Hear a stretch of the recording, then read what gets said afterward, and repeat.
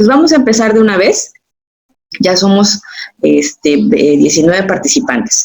Bien, nos quedamos entonces la clase pasada en lo que es el concepto, ¿verdad?, de las garantías individuales. Ahí nos quedamos, ¿verdad? Eso fue lo último que observamos en la clase, el concepto de garantías individuales. Hoy en día vamos a hablar acerca de lo que son, o lo que es, perdón, la diferencia entre garantías individuales, garantías sociales, derechos políticos y derechos humanos. Vean, aquí les puse una tablita en donde definimos cada uno, porque a veces se tiende a confundir. Entonces vamos a establecer primero que nada esta diferencia entre cada uno de estos derechos y garantías.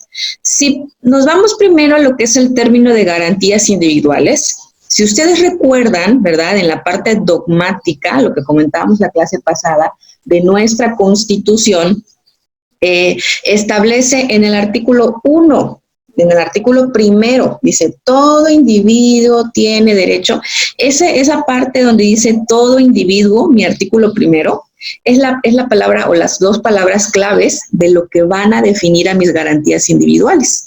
¿Por qué? Porque ese artículo primero me está estableciendo que las garantías o los derechos humanos, como actualmente se le conocen, se van a otorgar para todos los individuos. Ni siquiera establece para los mexicanos. O sea, ¿qué quiere decir? Que cualquier persona, sea de cualquier raza, color, idioma, nacionalidad, cualquiera va a poder gozar de nuestras garantías, ¿verdad? Con el solo hecho de pisar territorio mexicano ya está protegido. Entonces, las garantías individuales van a ser aquellas que se otorgan para todos los individuos, y ahí se refiere a personas tanto físicas como morales y nacionales y extranjeras, ¿sale? Las garantías sociales, ¿qué son las garantías sociales? Fíjense que si ustedes recuerdan, ¿verdad?, la clasificación del derecho, ¿verdad? Hay derecho público-privado y lo último, ¿verdad? Acuérdense cuando vimos derecho romano, que decíamos, ¿verdad?, que la clasificación del derecho era ius publicum y ius privatum, ¿verdad? ¿Lo recuerdan? Porque pues era la clasificación que Ulpiano nos dejó y que así la adoptamos tal cual. Sin embargo, a lo largo del tiempo se fue agregando una parte del derecho que fue el derecho social y tiene que ver con las garantías sociales, porque como aquí dice en la diapositiva, se otorgan para proteger a determinados grupos, primordialmente las clases desprotegidas. Entonces, ¿por qué tiene que ver con el derecho social? Porque a partir del surgimiento de esta parte del derecho social, se crearon ramas del derecho precisamente para proteger a estas clases sociales, de ahí viene el término social, clases sociales desprotegidas. ¿Y quiénes son esas clases sociales desprotegidas? A ver, ¿quién me quiere participar? ¿Quiénes serían esas clases sociales desprotegidas? ¿Como quiénes? ¿Quién me dice por ahí? ¿Pueden ser los indígenas? Claro, por supuesto, pueden ser los indígenas. ¿Quién más podría ser? Por ejemplo, en el derecho romano, ¿podríamos tomar en cuenta a los esclavos? Bueno, híjole, acuérdate que en el derecho romano, pues los esclavos, pues no eran personas, ¿verdad? Entonces no lo pudiéramos ahí como que catalogar ahí tantito de clase social, porque ni siquiera eran personas. Pero ¿quién más podrían ser clases sociales desprotegidas? Actualmente, por ejemplo, ya me dijeron una, indígenas. ¿Quién más podría ser? La clase baja. ¿La clase qué, perdón? La clase baja, que tiene pocos recursos económicos. Que tiene pocos recursos económicos. Bueno, puede ser, pero propiamente pudiéramos hablar, acuérdense que en su clasificación del derecho, ¿verdad? ¿Qué ramas entran en el derecho social? ¿Qué ramas entran en el derecho social? Híjole, Flor de María está intenta entrar, ya le di a admitir como 40 veces y nomás no termina de entrar. A ver, ¿quién me dice, por favor, cuál es? ¿Los trabajadores? ¿Verdad? El derecho laboral es una rama que pertenece al derecho social, entonces los trabajadores son otra clase social desprotegida, ¿sí? ¿Quién más pudiera ser?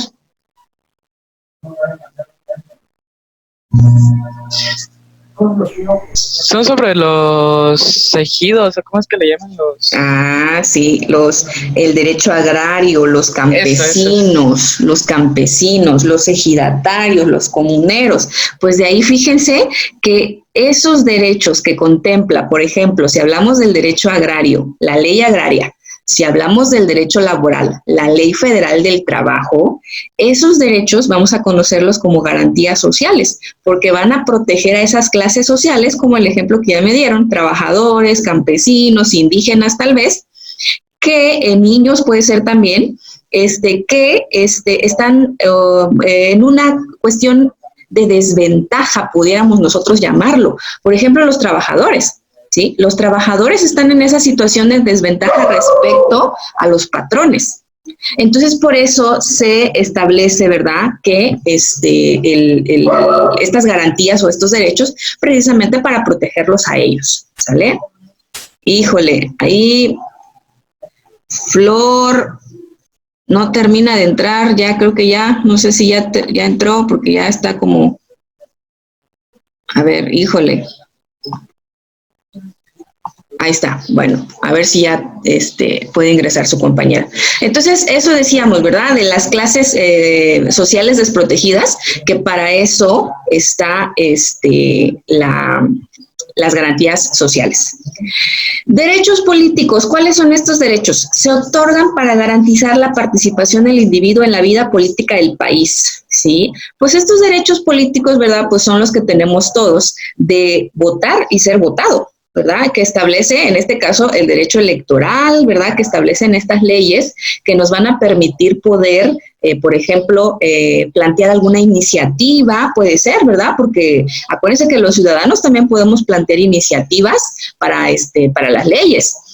Puede ser también el derecho a votar, que no se nos coarte ese derecho, ¿verdad? El derecho a ser votado, también podemos nosotros aspirar a un cargo público. Entonces, todos esos derechos que tienen que ver con la participación en la vida política del país, pues van a ser derechos políticos. Y ahí sí, fíjense que hay algunas restricciones para los extranjeros, ¿verdad? Los vamos a ver más adelante, pero si mencionamos, por ejemplo, estamos hablando del artículo propiamente 33 de la Constitución, que si ustedes lo recordarán, ahí hay una excepción, ¿verdad? Hay una pequeña restricción en este caso para los extranjeros, ¿verdad?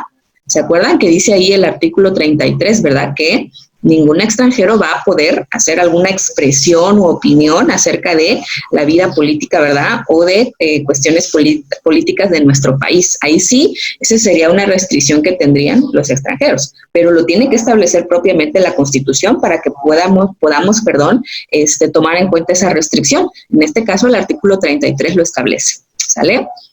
¿Y qué vamos a entender por derechos humanos? Acuérdense que yo les comentaba en la clase pasada, ¿verdad?, que les grabé, que las garantías individuales tienen varias acepciones, ¿verdad?, que pueden ser derechos humanos actualmente, se les conoce así, pero acuérdense que garantías individuales estamos tomando en cuenta que se otorgan para todos los individuos, pero ¿cómo lo vamos a diferenciar de derechos humanos? Pueden ser lo mismo, sí, pero mi garantía individual va a ser aquella, ¿verdad?, que está establecida en el artículo primero y que me va a decir que todos los individuos pueden acceder a estos artículos ¿de cuál? De la Constitución Política de los Estados Unidos mexicanos. En cambio, si hablo de derechos humanos, ahí dice, se hace un reconocimiento a la dignidad inherente a la raza humana y a sus derechos fundamentales.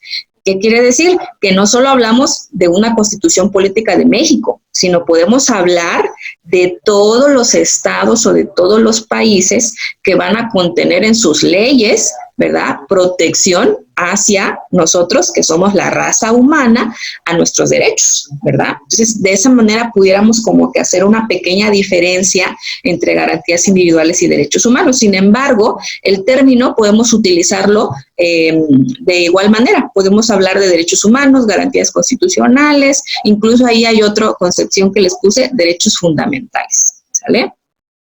Ok, vamos a la siguiente diapositiva.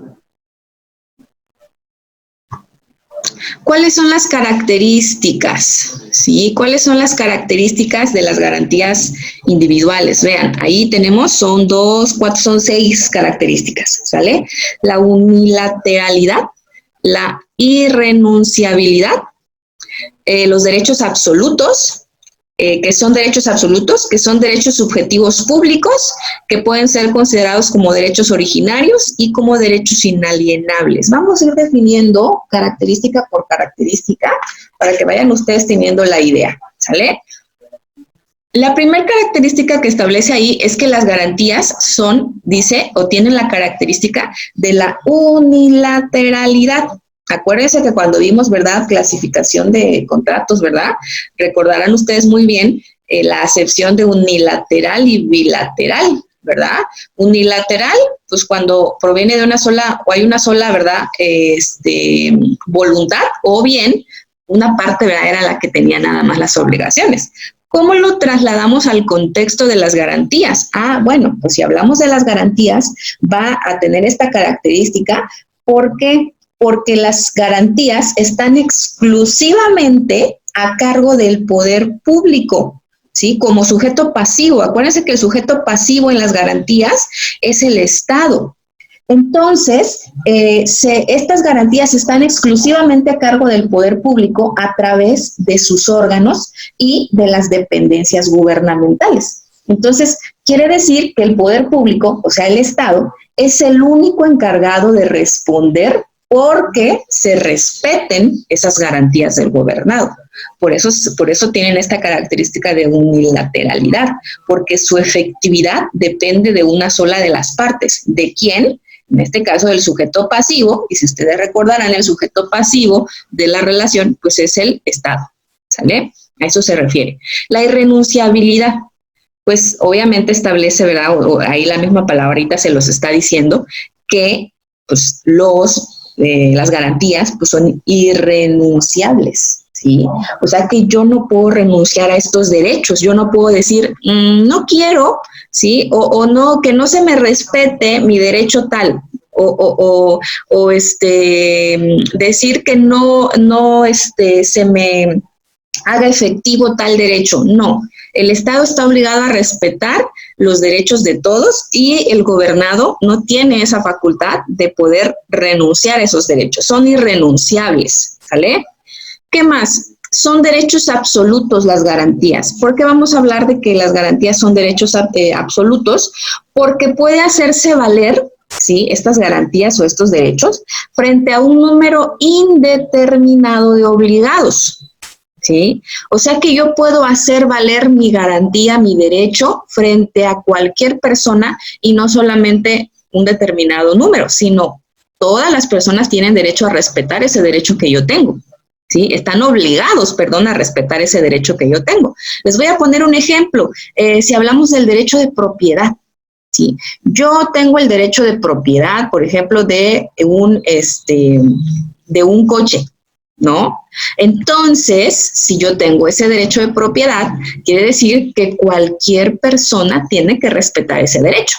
Incluso hay una garantía constitucional, ¿verdad?, que establece el artículo 16, ¿verdad?, que ninguna persona podrá ser molestada en sus posesiones, propiedades, etcétera, sino mediante mandamiento escrito, ¿verdad?, por autoridad competente. Entonces, si me vas a hacer un acto de molestia a mi derecho de propiedad, tiene que estar, ahora sí que, papelito habla, ¿verdad?, tiene que estar establecido, ¿sí?, en un documento, y ese acto debe de provenir de una autoridad que la ley lo autorice y que sobre todo esa autoridad sea competente para emitir ese acto de autoridad.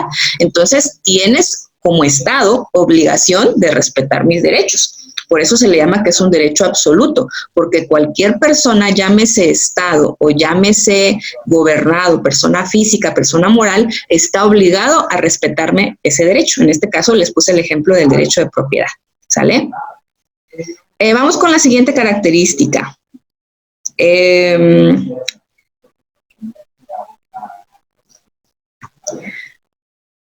Vamos con los derechos subjetivos públicos, ¿sale? Por ahí sí le pueden comentar a su compañera Flor de María no se preocupe que si no puede ingresar, porque ya van como 20 veces que le doy a admitir, y no sé qué pasa con su dispositivo, yo creo que no la deja accesar, pero ya para efectos de que ya no estemos aquí interrumpiendo, díganle que va a quedar grabada, que ya pues posteriormente entre sin ningún problema a la grabación, ¿sale? Para que no nos interrumpamos por acá.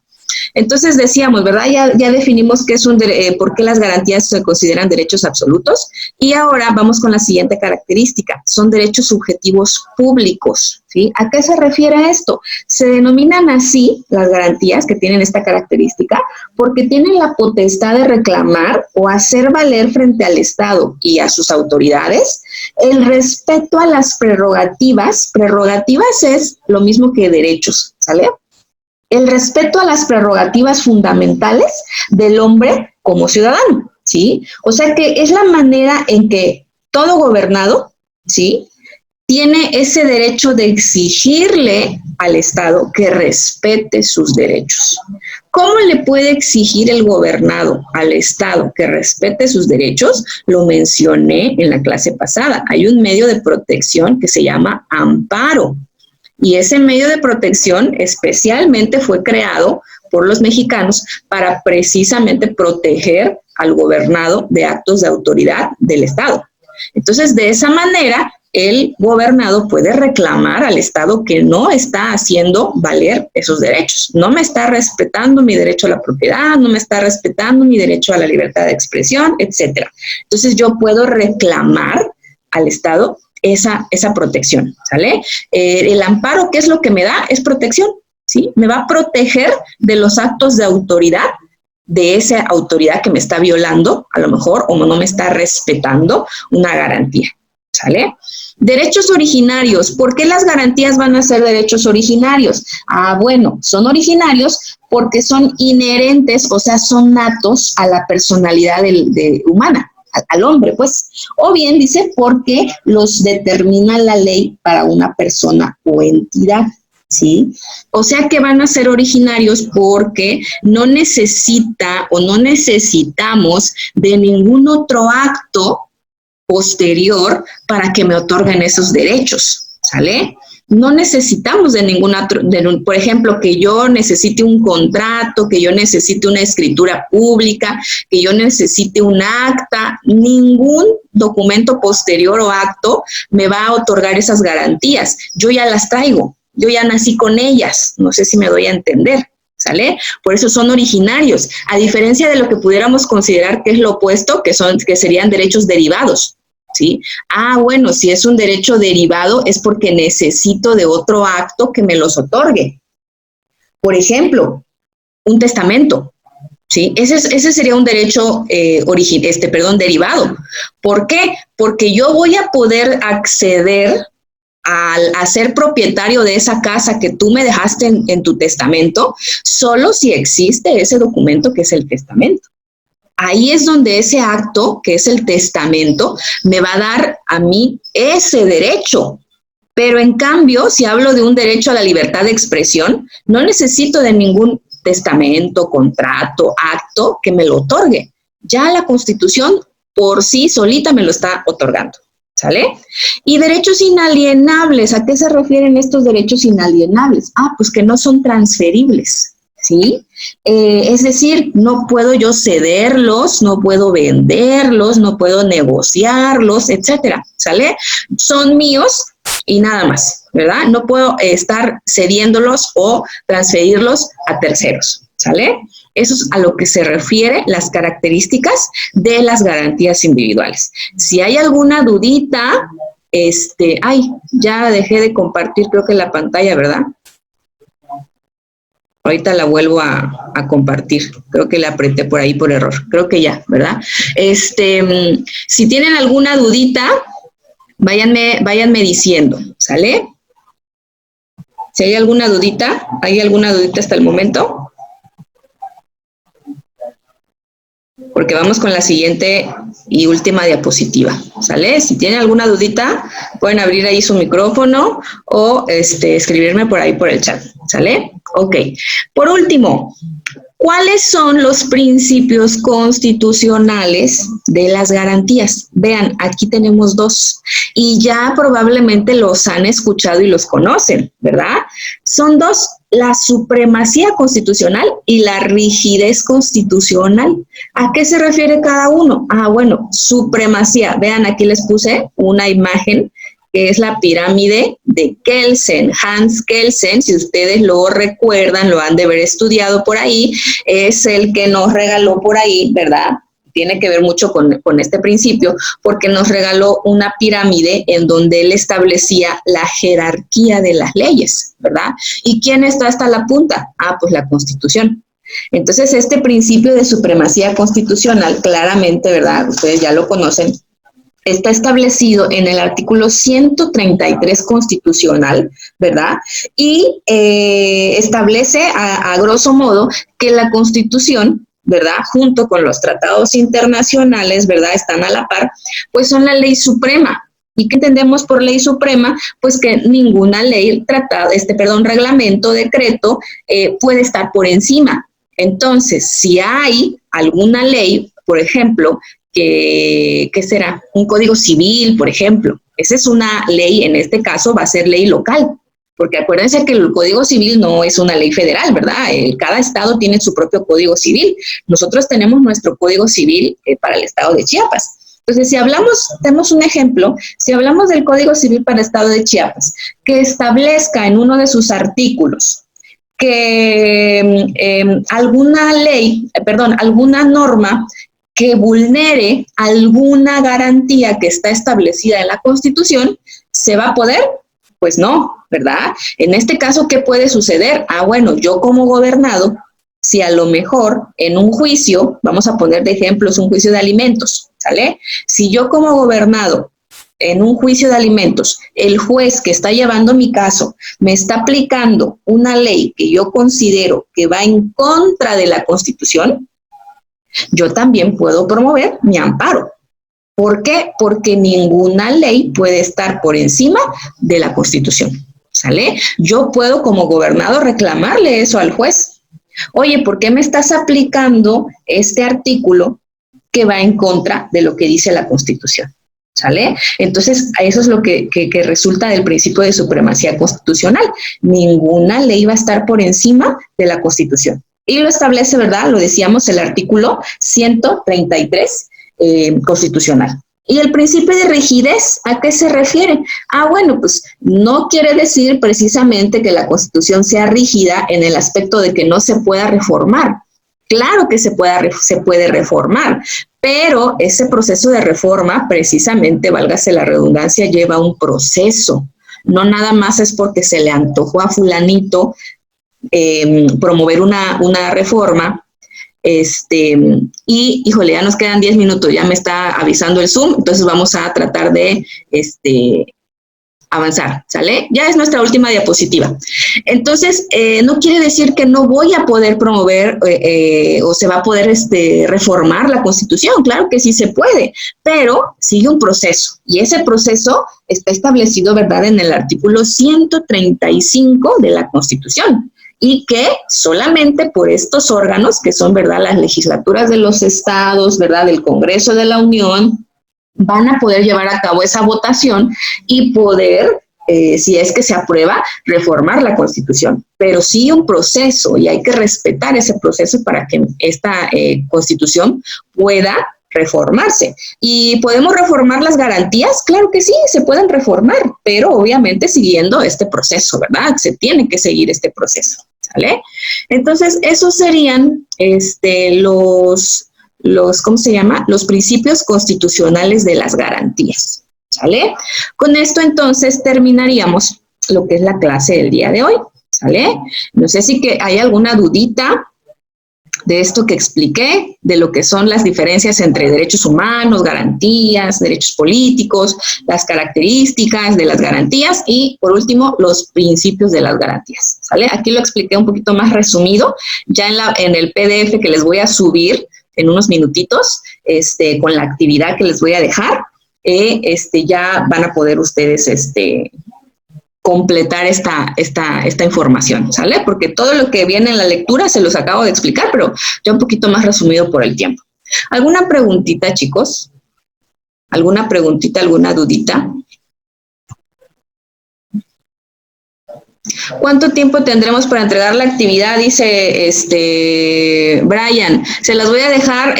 Me di por ahí cuenta, ¿verdad? Que esta actividad se los dejé de lunes a lunes. Les di mucho tiempo. Entonces, se me confiaron algunos y por ahí vi que algunos no entregaron su actividad. Entonces, hasta el jueves, ¿sale? Les voy a dar ahora sí que de clase a clase. Entonces, hasta el jueves van a tener para entregar su actividad, ¿vale? Ya les voy ahí en plataforma les dejaré las indicaciones de a qué hora se cierra, pero el día jueves, ¿sale? Va a ser para entregar su actividad. ¿Alguna preguntita, duda de la clase, chicos?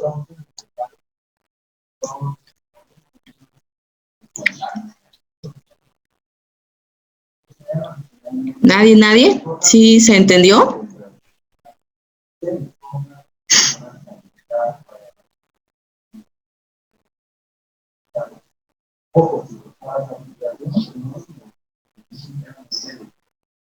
Ok, bueno, al parecer pues nadie tiene dudas, ¿verdad? Perfecto, bueno, entonces, lo que me van a realizar en esta ocasión, ¿sí? Me van a realizar ustedes, ¿verdad? La actividad pasada, ¿verdad? Fue que me realizaran ustedes un mapa cognitivo tipo SOL. Esta ocasión de la lectura que les voy a subir en unos minutitos, por ahí en unos 5 minutos ya van a encontrar ustedes la actividad, en plataforma. Y la clase grabada probablemente la encuentren ustedes el link. Les voy a dejar ahí mismo en plataforma, ahí les voy a dejar el link para que accesen o quieran ustedes volver a darle otra repasadita, ¿verdad?, a la clase grabada. Ojo, para que ya tengan ustedes conocimiento, todos los cuestionarios, para que ya no les esté avisando y ya sepan ustedes, todos los cuestionarios van a estar disponibles a partir del día viernes para ustedes, ¿sale? Que es escolarizado. Entonces, el día viernes va a ser exclusivamente para que hagan su cuestionario. Ya de aquí en adelante ya va a ser así, para que ya no les ande yo avisando y ya lo sepan ustedes. Entonces, el día viernes exclusivo para hacer el cuestionario y el día jueves exclusivo para entregar su actividad. ¿Sale? Para que ya estemos en la misma sintonía y ya no andemos ahí con que les aviso, tal cosa. Entonces, ya saben ustedes, ¿verdad?, que el jueves entregamos actividades. Ahí ya nomás en plataforma les voy a poner la hora. Y el viernes únicamente será para contestar el cuestionario. ¿Sale? La misma plataforma les da ¿cómo se llama? El resultado de su cuestionario, ¿sale? Entonces ya estamos entendidos, ¿verdad? Que jueves entrega de actividades y viernes contestar cuestionario, ¿sale? ¿Qué otra cosita les iba a decir? Pues sí, que van a realizar de esa lectura que les voy a subir en PDF en unos minutitos, me van a realizar ustedes una infografía acerca de la lectura. No sé si recuerdo a ustedes que en las clases anteriores, creo a finales del tercer cuatrimestre, me parece que ya les había dejado que me realizaran una infografía, pero no sé si ustedes lo recuerdan. Entonces, de todos modos, les voy a dar una pequeña, enseñarles, ¿verdad?, qué es una infografía, para que lo vean y se acuerden. Ahorita que cargue. Ahí está. Esto es una infografía, ¿sí? En vertical. Tenemos aquí la referencia al final. Ojo, me tienen que poner su referencia de dónde sacaron la información. Es obvio que lo sacaron del PDF que les voy a subir yo, ¿verdad? Y de esta manera pueden ustedes organizar su información. Y aquí van los datos de ustedes y del tema, ¿verdad? Ustedes deciden cómo plasman la información en la infografía. Tiene que haber un balance entre texto e imagen. Ni atiporrado de texto, ni tampoco una, dos, tres líneas. Debe de haber un balance entre el texto y la imagen. Tiene que ser creativo, etcétera. Fíjense que para hacer estas infografías, se los comenté en la clase anterior, yo utilizo una plataforma que se llama Canvas. Es una, ¿cómo se llama? Una página, así se llama, Canvas con V. Entonces, esas se las recomiendo muchísimo, uno, para efectos de creatividad, porque ahí ya están las plantillas. ¿Qué quiere decir esto? Que es mucho más fácil hacerlo porque ya están como que diseñadas un poco y ya nada más es cuestión que ustedes plasmen la información y las imágenes que ustedes quieran. Nada más tengan cuidado que las plantillas o las imágenes que utilizan no tengan una imagen ahí por ahí, creo que es una coronita, que quiere decir que esas son pagadas. Entonces, asegúrense que todas sean gratuitas porque si no, no les va a dejar descargar. Entonces, por favor, háganlo en esta plataforma que se llama Canvas, porque es una más fácil, más creativo y le da un poquito más de presentación a su trabajo, ¿sale? Entonces, para el día jueves, ahí voy a dejar, va a ser la entrega de actividad, y el día viernes contestamos cuestionario, ¿sale? ¿Alguna pregunta o duda de lo que van a hacer? La actividad la voy a subir en unos minutitos y fecha límite jueves, ¿sale? ¿Alguna pregunta o duda, chicos, antes de que ya nos vayamos? Nos queda 1 minuto y medio. No, profe, dice María José, ok. ¿Alguien le quedó alguna pregunta, alguna dudita? Todo bien, dice Antonio, perfecto. ¿Alguien más? No, dice Alondra. No, profe, dice Yaneli, ok.